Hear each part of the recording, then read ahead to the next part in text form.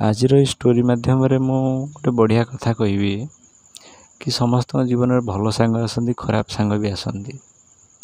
किंतु जो मैंने पाखरे रही भी बहुत खराब हो जाती से कहानीटा ये कहानीटा थिला कि जूलियस सीजर माने शेक्सपियर गोटे नाटक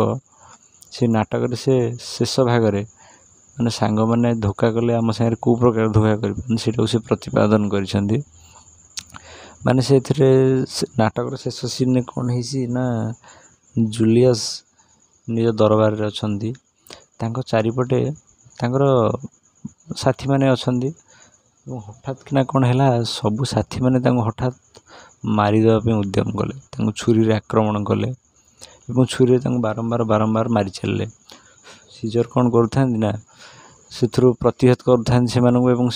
आक्रमण कर निजक बंचा भी चेष्टा कर यार भितर देखु देखु से देखिले कि अत्यंत घनिष्ठ बंधु ब्रुटस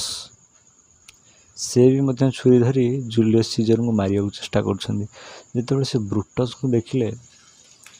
माने से कहले से समय शेक्सपियर लिखुं कि जूलियस सीजर पाटर बाहला ब्रुटस तमें भी माने तमें भी मत मारिया चाहूँ तमें जदि मत मारिया चाहूँ ताले मु बंचिक किसी लाभ ना मो मरीजा ही ठीक हम से सीजर हाथ खंडा खसी पड़ी और ब्रुटस छुरी आघात से मरी जाइछंती।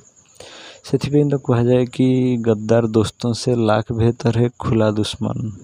गद्दार दोस्तों से लाख बेहतर है खुला दुश्मन, क्योंकि गद्दारी नवाबों से हुकूमत छीन लेती है।